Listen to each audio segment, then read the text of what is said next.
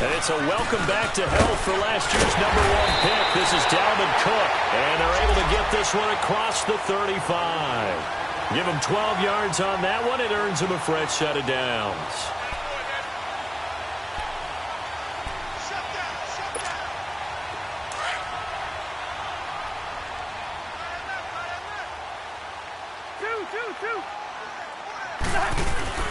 They run again on first down. Cook. And he'll be taken down, but not before he gets into enemy territory. And a nice carry there of 15 yards. Well, one unit I know you want to watch is that offensive line. If they keep clearing holes like that, it could be a long night defensively. No doubt about it, because when they are in sync, as we're seeing so far, where that continuity is there, and you can see that they're playing off of each other while controlling the defensive front and linebackers, you're exactly right. It could be a very long night for the defense because someone's going to run for some big yardage.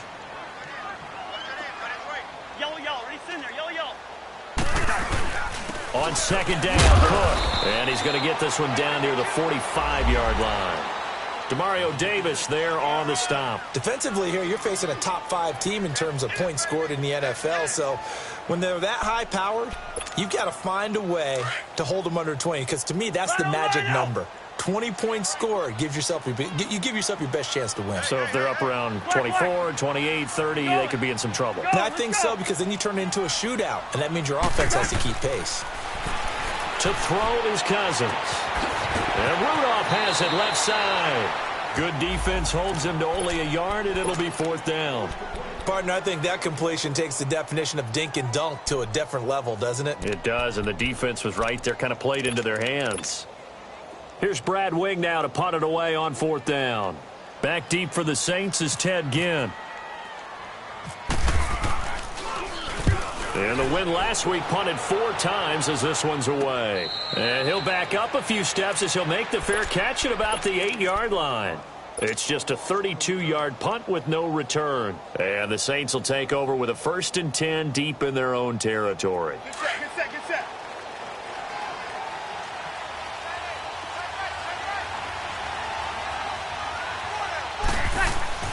On 1st and 10, here's Breeze. And incomplete to open things up. It's a lot of contact going on there, and in the end, unable to keep 2 hands on the football and bring it into his body. Everything looked pretty good until the finish. So now 2nd and 10 after the incompletion on first down.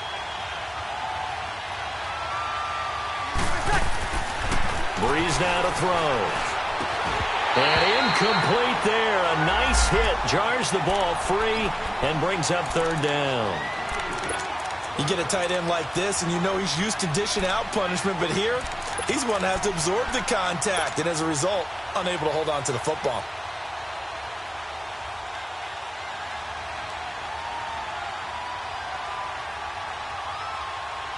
So back-to-back incompletions, and that has him staring at a 3rd and 10.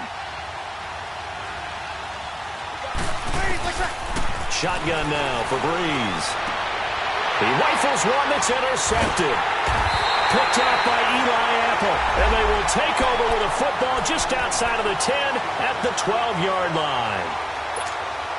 Well, when someone other than the quarterback is throwing the football, it's either beautiful or a disaster, and here it was the latter. Nowhere in between, right? You're exactly right. It takes some fortitude to call that type of a play. But when it doesn't work, oh, boy, you wish you hadn't. And he's able to work it here to the 8-yard line. That throw good for 4. It's 2nd down. Well, if you do read man coverage, Brandon, the drag route's a pretty good one to run against it because you're running away from people on it. Again, this is Cook. And forget about finding a lane. He barely had time to look up before he was planted in the backfield. It'll be a loss of a yard, and that'll lead here to a 3rd down.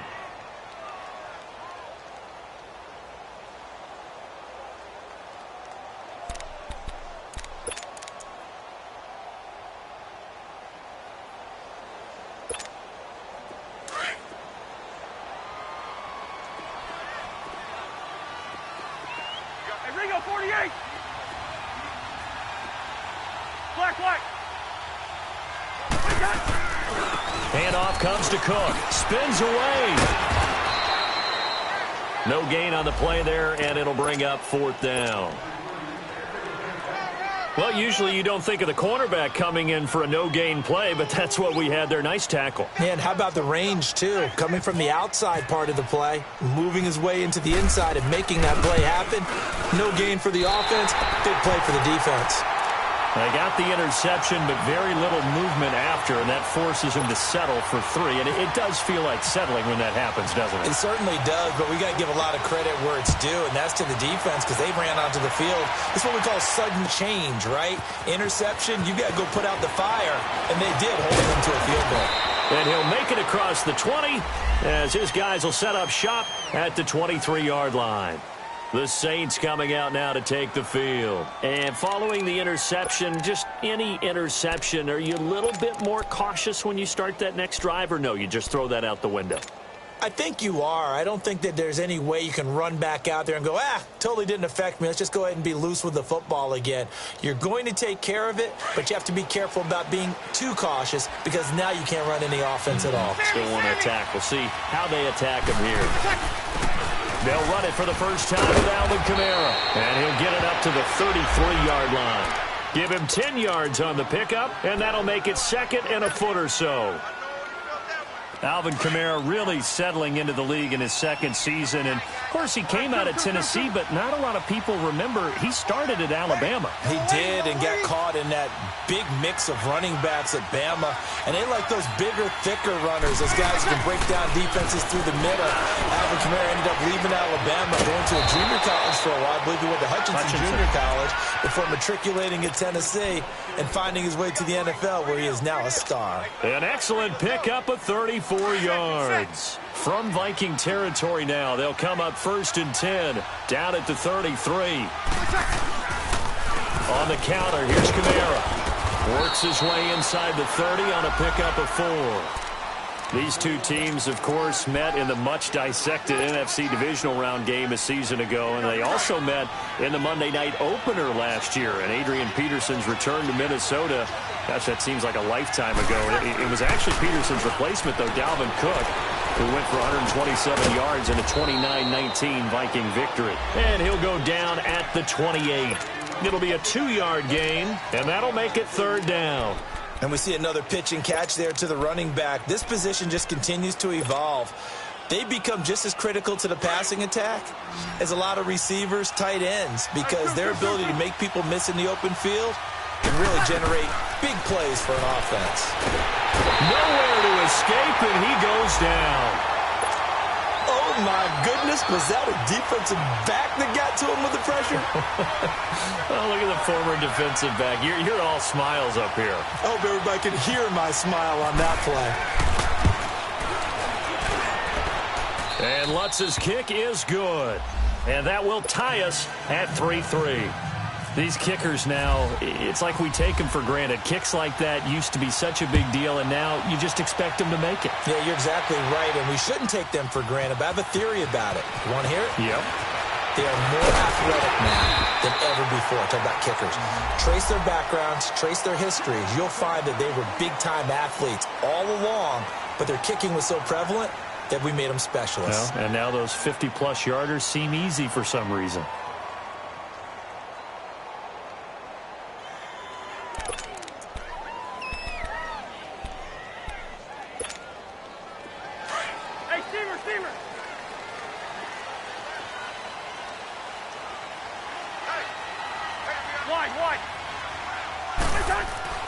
Cousins now to throw on 1st down. Eluding the pressure right. Looking sideline, incomplete. Stephon Diggs, his intended receiver.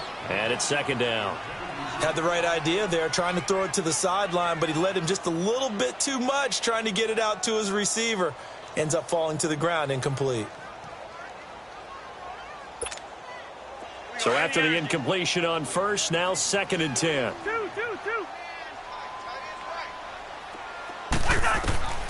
Working out of the gun, Cousins. And he'll find Thielen on the right side. The reception good for 7. It's 3rd down.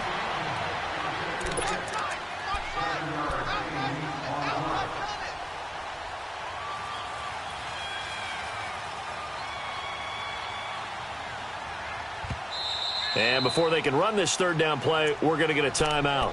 They'll have 2 remaining as we step aside here in this first quarter.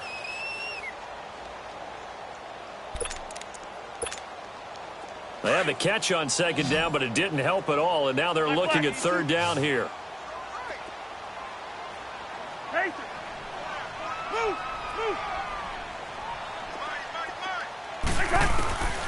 From the shotgun, it's Cousins. And he finds Cook. And he will have a first down here at about the 40.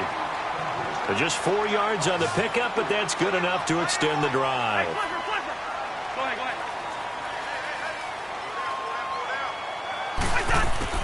On 1st and 10, Cousins. And he's taken down here by the Saints. Cameron Jordan in there to drop him for his 5th sack of the year. Great job defensively. I think he was trying to go through his progressions, find someone to get rid of the football. Before he knew it, he was on his back. So that just brings us right back to what you said in the beginning. A great job defensively. Nowhere to go with the football. That led to the sack. Cousins now. He's got a man complete. And he will score. Touchdown, Vikings. Stephon Diggs. His 9th touchdown of the season. And the Vikings are able to strike for 6. And he's got it up and through. Back now with Charles Davis. I'm Brandon Gaudin. Second quarter. Carlson now to kick this one away. That'll be taken in the end zone. And he's up past the 20 to the 22-yard line. Out is the Saints offense now as they get ready to take over here. And fortunate to get points on the board last time. They had to hit a really long field goal to do so. The kickers in today's game are so good and so skilled and hit from distances that we almost start to take them for granted. And we can't do that. That's a long field goal that they got 3 points out of. They've got to feel good about that, and they better make sure they love him up because he's helped them out. Yeah, now we'll see if that offense can put 6 on the board here. We'll see. They run. It's Mark Ingram. And a nice run past the 30-yard line there. 9 yards is the pickup there, and they'll have a 2nd and 1. Despite the blitz, they're still able to pick up a nice solid gain. The disadvantage of blitzing often alters the normal spacing and run fits and leaves creases like they were able to exploit right there. To throw is Breeze. Caught by the tight end Watson. And getting this just shy of midfield, they'll spot it at the 49. First time that they've called his number tonight, and it gets him a first down. But when you hit him on the move like that, and he's able to get into open field with a full head of steam, oh, boy, it's going to be tough to get him down. Yeah, there was a big window. They're lucky they did get him down.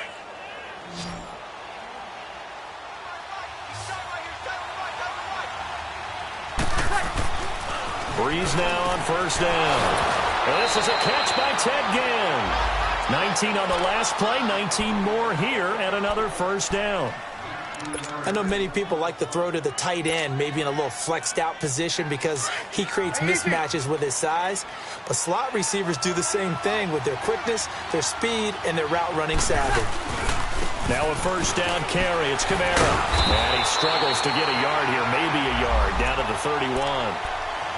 They tried a quick hitter inside, but that one was swallowed up because what they're hoping, those big defensive linemen will take the bait and move laterally and open up a crease that they can run through. Didn't happen on that play. On second down, here's Breeze. He's going to fire one deep, middle of the field. Oh, he almost had it for the pick. A great chance there for the interception in the end zone. Instead, third down.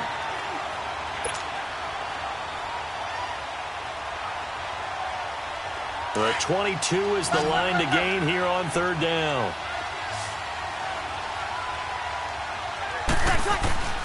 Working from the gun, it's Breeze.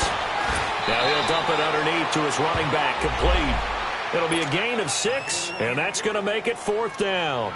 One hallmark of good defenses is understanding the game, understanding positioning, and tackling immediately in the secondary after catches. I think we just saw that on display right there. Got to him before he ever had a chance to think about turning it upfield. No problems in the field goal department so far. He's 2 for 2. Pretty reliable here in this game, isn't he? And to me, that bodes well for them. If they need him late in the game, his confidence should be sky high. This is fielded a couple yards deep. He's got a convoy, and he might be gone. Past the 20, 10, touchdown, Vikings. K.D. Cannon with a return of 102 yards. And the Vikings are going to add on to their lead. That was a special return, and it happened because he's a special returner. He has to have that approval from his special teams coach's head coach to bring it out of the end zone. But let's be honest, a lot of times when they bring it out of the end zone like he did there, they don't have approval. I mean, I think a lot of times they do, but correct me if I'm wrong. Sometimes it's just a guy getting a feel, right? You're exactly right. What's the old adage? Sometimes you just have to know when to break the rules. And if you do, you're taking on some responsibility. But he was happy to do so there. The Saints offense now, they get ready to head back onto the field. And tough to win games if you're going field goal, field goal, field goal here. They got field goal last time. Now they'll be looking for a touchdown. They're looking for the big chunk now because, as you noted, the field goal way of doing it makes it that much harder and puts more pressure on every possession for you now. Go ahead and get 6 and feel a lot more comfortable. And he can't find a receiver, and he's brought down. Daniil Hunter in there to sack him for a loss of 6. Brandon, if I'm an offensive coordinator and I see an all-out rush like that, I file it away because I'm going to use their aggressiveness against them as this game goes on. I'm going to hit them with a screen soon. Here we go. Protection certainly going to need to be a bit better here on 2nd and 16. Ready? You waiting? From the gun, it's Breeze. That's out to Hill, right side complete. A good pickup there, 13 yards as they get closer for 3rd down. An ex-teammate used to tell me all the time, I hate experienced quarterbacks because no matter what, you really can't hide what you're doing. And I think that right there, he knew right away where the blitz was coming from, where his primary guy was going to be, and he ended up going to a secondary target for a nice game. I was just going to ask you, that wasn't the primary target. He's so good at that, isn't he? I think he knew right away that he wasn't going to get to his primary guy. I think he read that as soon as he got to the line of scrimmage, knew where the pressure was going to come. Pressure coming from the Vikings, and they get there and bring him down. Daniil Hunter in there to drop him for his 5th sack of the year. Here's Thomas Morstead on now to punt it away on 4th down.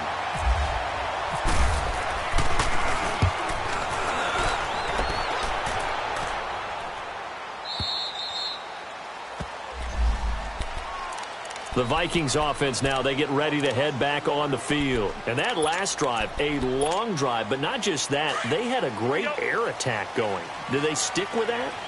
I would think that they would because if they were confident enough to do it on the last drive, starting backed up in their own territory, why would you change anything? They've got to be confident about what they're presenting and continue to do so. Yeah, because the secondary, they really look clueless. And that was amazing because that drive went and went, no adjustments, and no big plays by the defense to knock the ball away. Here we go. Bring the energy.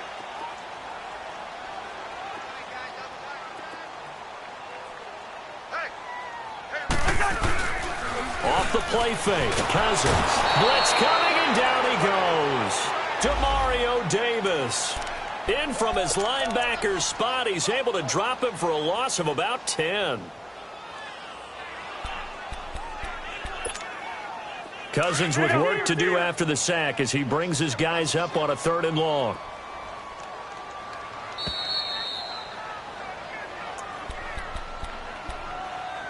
Two minutes remain here in the first half.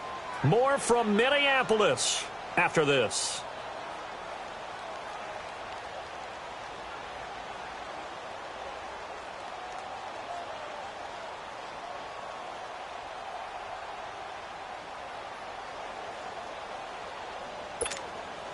The Vikings on 3rd down. Just 1 for 3 thus far. This will be 3rd and 15. From the gun, here's Cousins. And the pressure gets to him again.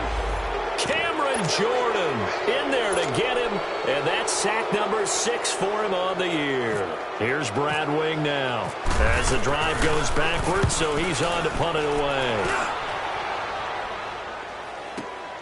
Here's Ginn. 12 yards on the return that time. And the Saints will take over with a first down and 10. Out onto the field comes New Orleans. They were forced to punt last time, and I doubt sincerely that they'll have to punt here because they're gifted with terrific field position. I don't even want to think about the idea that they would end up punting starting with this type of field position. Neither do they. Great starting spot, great opportunity to run your full playbook. They want to take a shot here, they can go ahead and do it. A nice run there, 9 yards, and it'll be second down. Offensive linemen love creating space for their guys carrying the ball, but when that guy also breaks tackles and creates extra yardage, they almost feel like he's one of them, and they really embrace him. Drops this off to Kamara out of the backfield. It's a loss of 2, now third down. Well, they try to swing it out left into the flat, complete, but really nice open field tackling. And they played that one like a great boxer. They were on their toes on that one. They weren't back on their heels reacting to the play. No, they saw it, came right for it, and made a nice tackle for lost yardage. And Ginn's got it.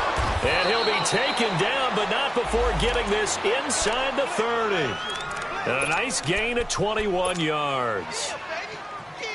Nice catch right there. Brings to mind the sentence, when in doubt, find your veterans. I used to laugh back in the day when they would call guys like him crafty veterans. You get up in your 30s, you're still playing receiver, but you're around that long at that position, you're doing something right. Just remember this. When he was young, he thought the crafty veteran was simply a guy who couldn't run anymore. Now he understands a little bit better. I know most of the time when the ball's in the air, you're thinking wide receiver, tight end, but running backs, they can be a big part of any passing offense nowadays. Breeze to throw again. And not only did he drop it, he dropped it in the end zone. Once you get into the red zone and the safeties have less ground to cover, you'd better be quick with your delivery. Not much space to get a ball in there. Yeah, when that field shrinks with those safeties, it's almost like there's a couple extra defenders out there, right? It certainly is. They end up taking up extra space just because there's not enough space for receivers to run through. Breeze to throw on 3rd and 1. Being chased out left. And he's going to have a first down here as he gets this one to the 17-yard line. 4 yards there as they let him out of the pocket, and he got enough for the first. And now the clock will stop as he's able to get up and spike it here. Here we go. Set.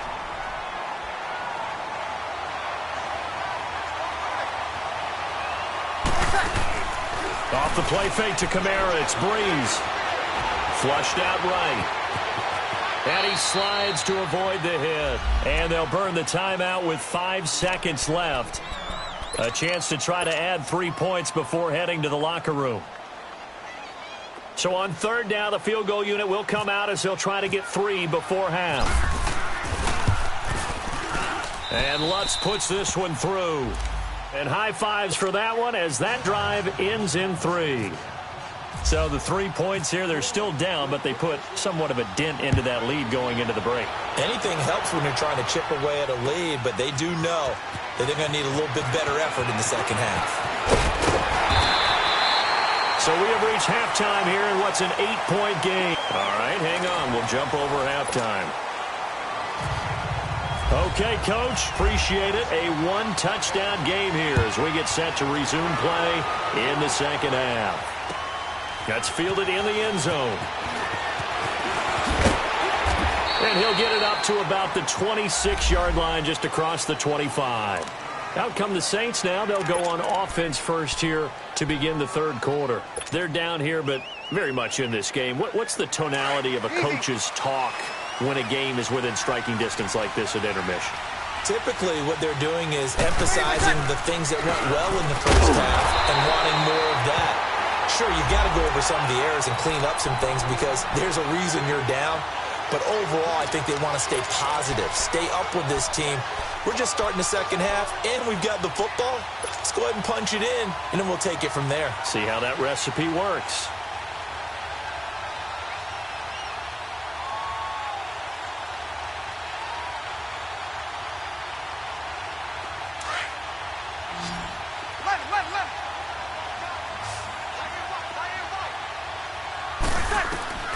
Breeze to throw on second down. He throws and he hits the slant route to Thomas. And they get him down, but not before he takes it across the 40-yard line. That his first catch so far. They've held him under wraps, but he's got a first down there. Breeze now 10 of 16 throwing the football. It's 1st and 10. Here's Breeze. The catch made over the middle by Ginn. And he's taken down, but not before he gets this into enemy territory across the 40. A good pickup there at 22. From Viking territory now, they'll come up 1st and 10 at the 36. Breeze leaves this one with Kamara. And he's going to fight his way forward here for a modest gain. Anthony Barr in on the tackle. And that's one of the reasons you like to blitz even on rundowns. It confuses the blocking assignments. It doesn't allow those offensive linemen to get up to the second level. Hey, easy. Now Breeze throwing on second down. He'll let it fly in the direction again. So the long attempt falls innocently to the ground, and it brings up 3rd. Those throwing windows get a lot tighter near the end zone, don't they? And here's the thing. You already probably have 3 points in your hip pocket. You force a throw here and give up an interception, you come away with nothing.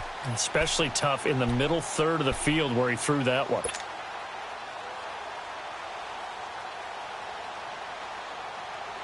The Saints on 3rd down. They've converted just 2 for 6 thus far. This will be 3rd and 6. Now Breeze. And that is incomplete. Certainly looked like they were getting ready to convert there on 3rd down, but what an effort to get his hand on that one, knock it away, and brings up a 4th down decision. So out comes the field goal team once more. This is a 49-yard attempt, right hash. And he missed it. It's no good. And this score will stay right where it is. Well, he was 3 for 3 to that point, but he couldn't keep the perfect game going. Did someone mention it on the bench and jinx it? Maybe jinx him a little bit. Well, you doubt it had anything to do with overconfidence, but hey, it's an inexact science. These things do happen.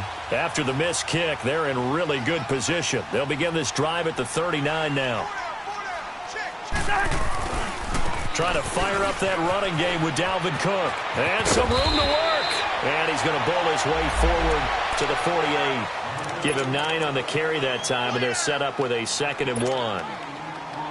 And there we saw one of the downsides of blitzing during a rundown, because sometimes you get out of your gaps. You don't fit the run quite as well because you're headed towards the ball carrier with abandon.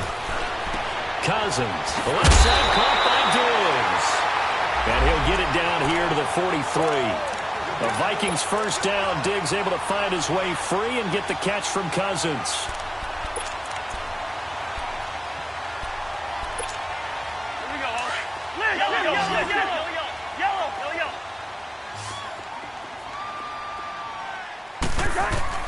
First down, here's Cousins. Flush to his right. And he's going to have to eat this one as down he goes. Cameron Jordan, he's the one to get him, and that's sack number 7 for him on the year.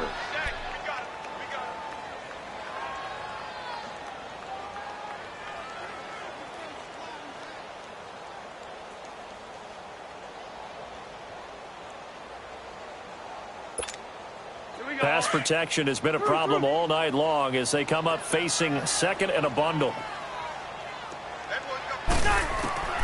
Cousins to throw it. And he's going to go down again. Sheldon Rankins in there to get him, and that's sack number 6 for him on the year. Cousins with work to do after the sack as he brings his guys up on a 3rd and long.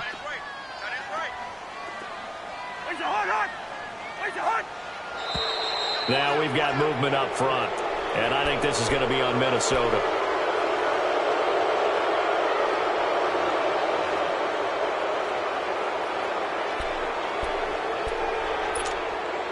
So the false start certainly doesn't help matters as they'll try again now, 3rd and long. On play action, Cousins. Throw left side on target to Thielen. And he'll be taken down at the 44-yard line. 22 yards on the pickup there. And that'll bring up 4th down. Here's Brad Wing now as he's on to punt for Minnesota.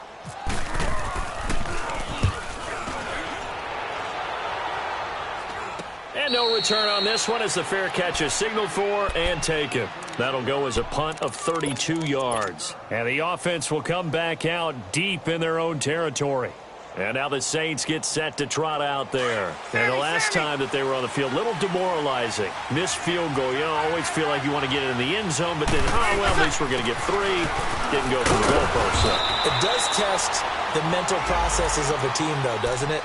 Because when you miss a field goal, it's amazing how fast they want to turn on the guy kicking the ball. But you need to keep his confidence up because how many times have we seen games where it comes down to the stretch? And guess what? You need that guy to make the big kick for your team to move on or to win a game. Make sure you keep him happy. Make sure you keep him comfortable. I'm sure you always treated the kicker nicely, though, right? You know, truthfully, I did. Good. I always did because those guys, they won us a whole lot of games. And he's going to drop this off to his fullback. He goes for 18 there as the drive will continue. Now, that's often a surprise for the defensive guys when they see the big fella slide out of the backfield and catch the ball. Not something they usually go over in practice very often. Breeze now, 5 straight completions here in this second half. 1st and 10. To throw, it's Breeze. On the check down, he finds Kamara. They showed off a nice juke of the defender before the next wave could bring him down. They'll give him 8 on the play, and it'll make it 2nd down. Here we go.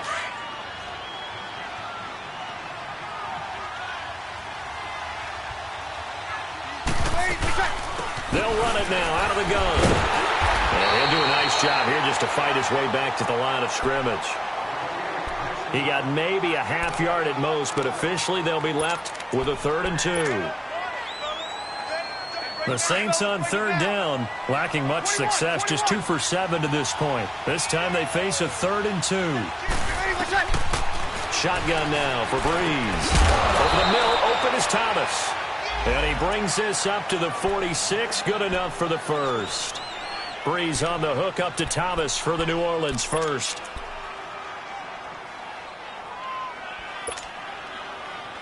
Here we go. Set. Sammy.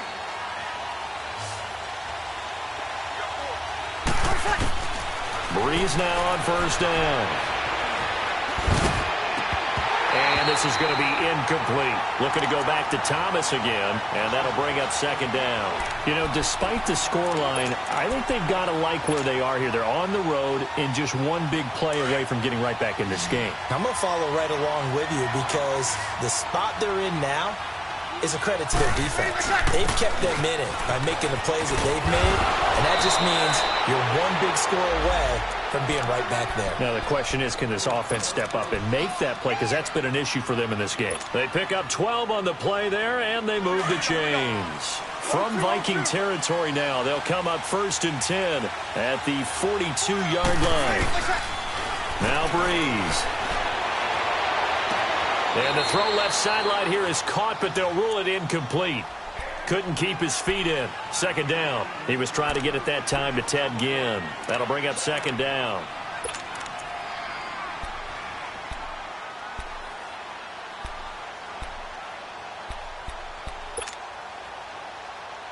Here we go. Get set.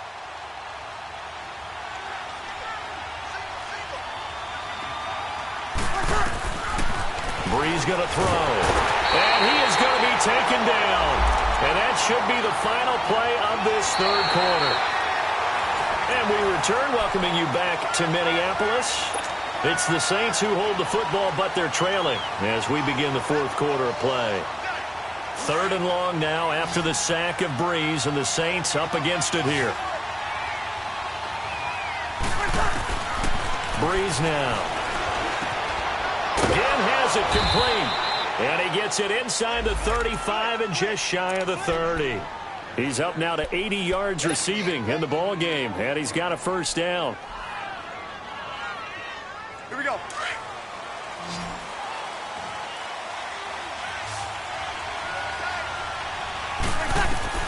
Throwing on 1st down is Breeze. Finding his safety valve here. That's complete. And he'll be a couple yards shy of the red zone here at the 22-yard line. It'll be a gain of 9, and that'll make it 2nd and short. So many times you hear today's NFL described as a space game. Get your best players into space with the football in their hands. That's why sometimes you just swing it out to your runner. Get him out in the... And he fires one that's intercepted. Picked off by the Pro Bowler, Anthony Barr. And he'll be stopped shy of the 15 at the 14-yard line on the return. He has just been a load for opposing offenses to account for. Now 8 interceptions on the year. I love that number because I always think of center field. You know, when I hear 8, because that's the position you write in the scorecard in baseball. And what do good center fielders do? Take away all the alleys, right? They range deep and make a whole lot of great catches.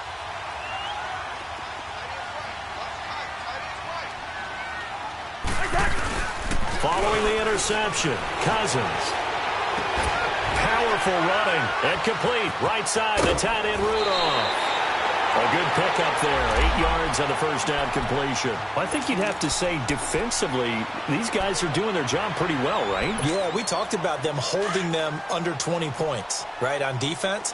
And they've done that. They've held them.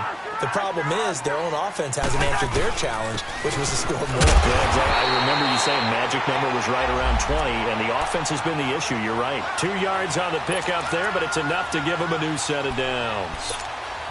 Well, it is our business to analyze what we saw out there, and on that play, I saw a defense staying in base, not taking a chance, not blitzing in a situation where they absolutely need the football back. That's either a case of overthinking it or not thinking it through. If you do blitz, do you have to be careful about where you're coming from, or are you just coming from all angles? You have to be careful about where you're coming from, obviously, but at this stage, you have to take a few chances as well. And in this situation with the lead, fourth quarter, they're liking keeping the ball on the ground, I'm sure. That's just smart football, but you know the defense has to know it as well. They've got to stop them here. So now we're going to see that loading the box in a big way. 6, 7, 8, 9, whatever it's going to take, puts a little bit more pressure on your big offensive line. On the ground, it's Cook. And he will lose yardage on the play. Back at his own 19-yard line. He lost 2 there, and it's third down. And this is why the head coach gets paid the big bucks. Look at where they are in this situation, partner. Do you throw the ball here in a long-distance situation? Do you run it again and trust your defense and make sure you take care of the ball and punt it away? What kind of options do you have here, and what do you trust more on your team? Yeah, they may have just pushed him back into that throwing situation. We'll see. 3rd and 15 here after the first and second down plays went in the wrong direction. Black. Go ahead.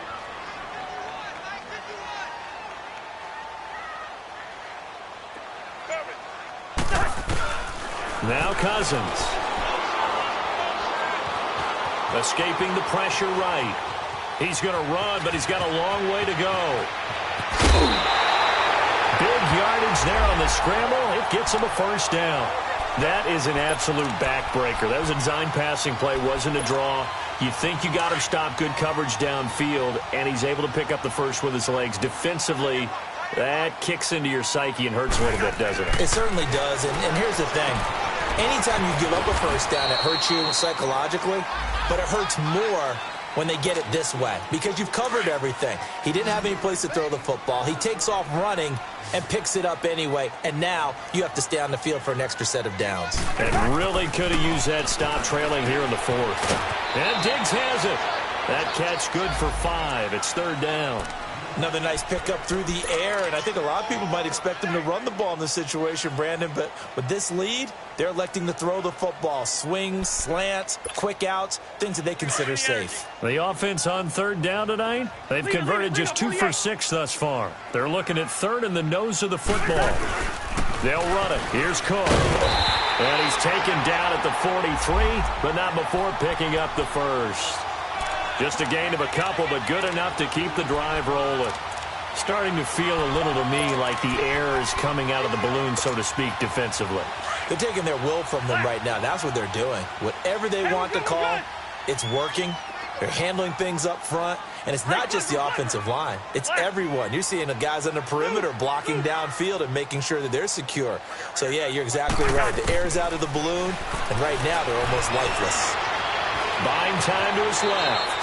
And he'll slide down to avoid the contact. The improv on the scramble there gets him 6, and it'll be 2nd down. Partner, he was going through his progressions. Not there, not there. After about the 3rd one, he decided he better pull it down and run for it. And he slides down and avoids the hit for good measure.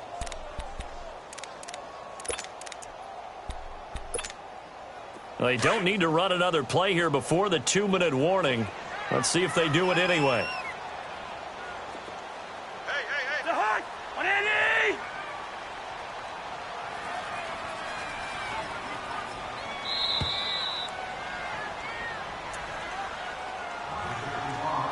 Time for a break. We'll come back, see what transpires after this. All right, now here we go, oh.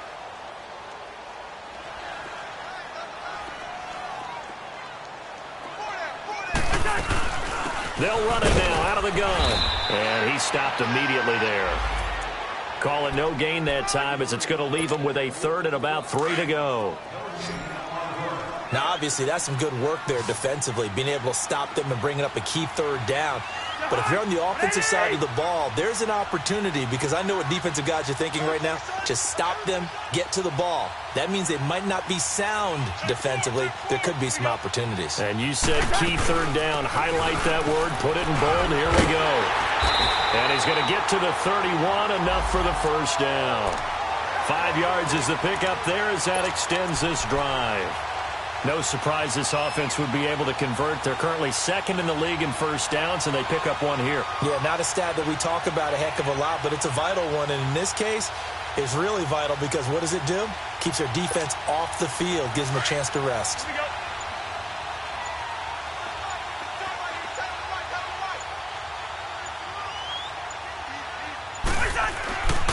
1st down, here's the run with Cook. And he'll lose yardage. Brought down at the 32. And now the Saints are going to take a timeout on defense, as the clock will stop with 45 seconds left to go in the game.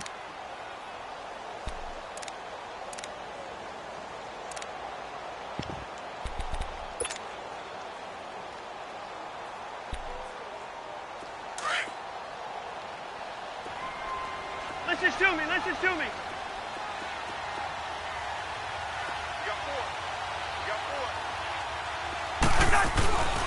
They run with Cook. He's been busy tonight. And nothing doing. He's immediately taken down at the line of scrimmage.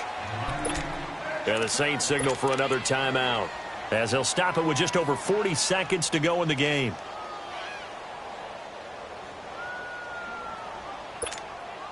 The Vikings on 3rd down. They're at 50%, 4 for 8. This is 3rd and 11. Now a run with Cook, and he'll get nothing out of that one. And now we're going to get a timeout here called by the defense, as the clock will stop with 37 seconds to play.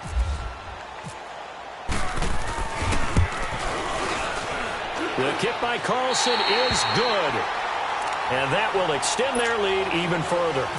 So barring something extraordinary here in the closing stages, that field goal should just about put this one on ice. Yeah, we've got to find 2 scores. So, you know, we're not going to exactly move it over there yet. It can be done, but, boy, it's going to be a little bit of a stretch for them, isn't it? Yeah, they would have to move incredibly quick and have some luck, too. Now the Saints offense, they get ready to go back to work here. What do you do here down like this in this situation? Do you maybe just pick something out of the playbook you haven't called in a while, or you call it a day? You can do that, or you pick something that's a staple for you and should work better and try and execute that on the way out the door and maybe get back to base and feel a little bit better as you end a ball game that's been a frustrating one for you. Yeah, we'll see if they go back to base. Trying to shake off the interception from the last drive. He'll look to throw. Oh, he's got a man wide open, complete. A very solid gain of 27. And when you're playing a quarterback with some experience and some moxie, you enter the danger zone when you decide to blitz him, because if he's able to diagnose as he did on that play, he can hurt you downfield. He reads defenses so well, doesn't he? He really does, and the best part about that play for him, I don't think that was his primary target. I don't think so either. I think he had the read, figured out where the blitz was coming from, and went to a secondary target for a really nice game. And, Charles, you know what coaches always tell us.